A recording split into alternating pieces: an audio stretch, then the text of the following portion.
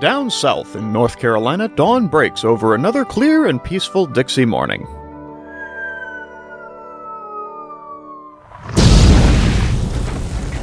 Well, mostly peaceful.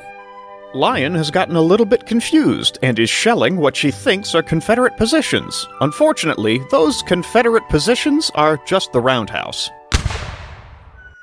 The Ivat Mogul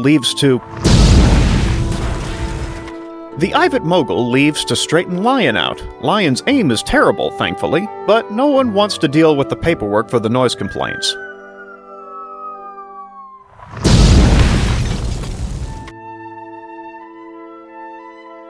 Gadwall awakes from a nightmare about the German Luftwaffe. At the mention of Luftwaffe, Fairey Battle runs off to get in a fight with something. Spot is out and about making his morning rounds, and has a little company under the wire.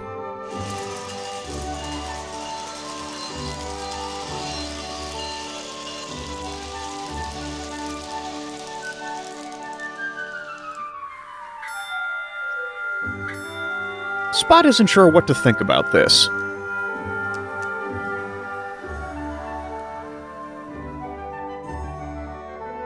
The Ivat Mogul reaches Lion and introduces herself as General Grant. Lion salutes as best she can without hands. General Grant asks to use the gun for a special mission. Lion gladly turns the artillery over.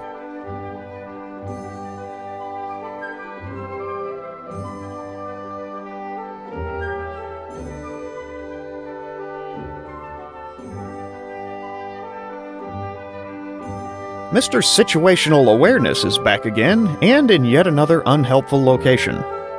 The Genty comes across the truck driver and attempts to communicate that he shouldn't park there. The truck driver offers his usual response.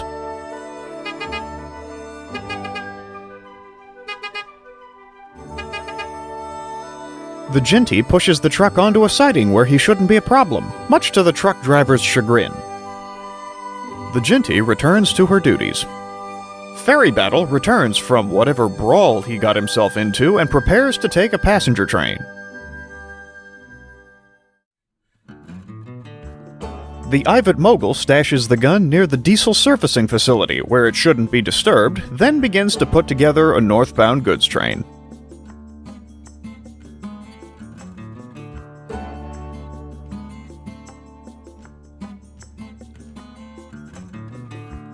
The J-50 comes back into town as the Genty proceeds to Ye Old Fortress in preparation for banking duties.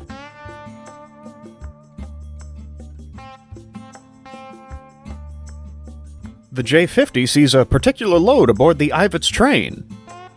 The J-50 knows exactly what to do in this situation.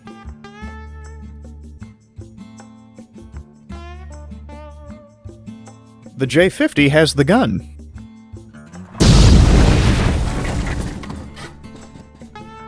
The J-50 no longer has the gun. Spot is carrying on with his duties.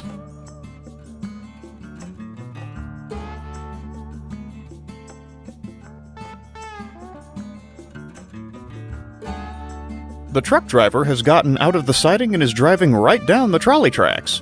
Spot makes a stop and is treated to an unusual sight. Spot still doesn't know what to think. Flying Scotsman pulls out of the roundhouse as Fairey Battle departs with the passenger train.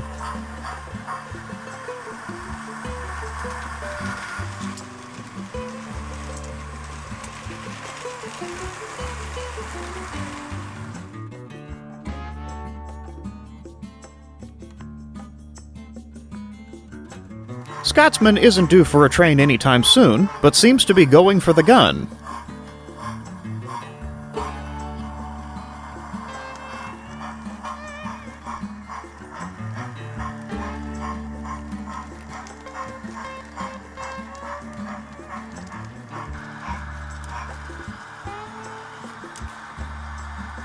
Flying Scotsman appears to be holding up an Amtrak train for jollies. Unfortunately for Scotsman, this Amtrak train has been to Chicago more times than he could shake a set of bagpipes at. Gadwall is both amazed and terrified at the spectacle playing out before her. Scotsman appears to have offered to pull the Amtrak train, and coincidentally, the Amtrak locomotives have the gun.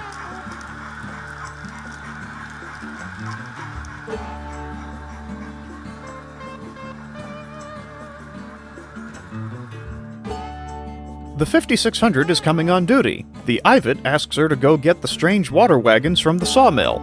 The 5600 agrees to do it, and decides to take a shortcut.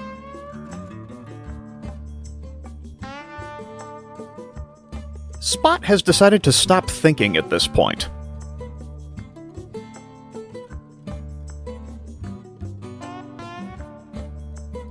Fairey Battle arrives at Ye Old Fortress, but speeds right past his banker engine. He says he doesn't need it.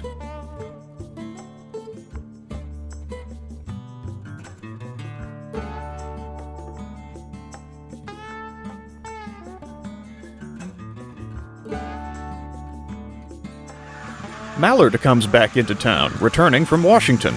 The T-1 arrives in town as well. The T-1 blows the doors off Sheriff Panko, who prepares to give chase.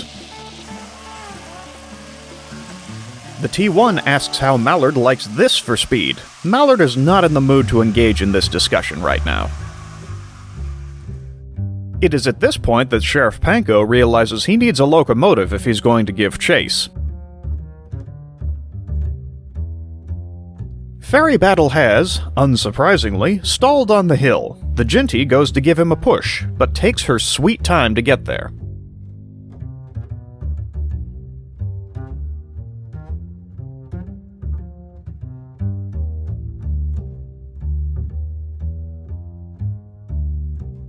The 5600 returns to town with the special water wagons.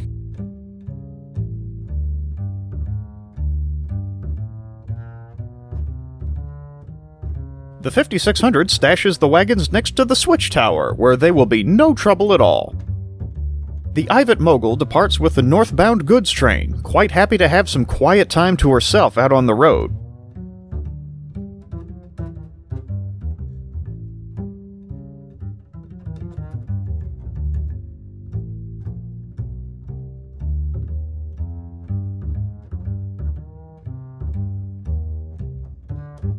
As the Ivet leaves the town limits, she passes a diesel dragging a very tired tank engine back home.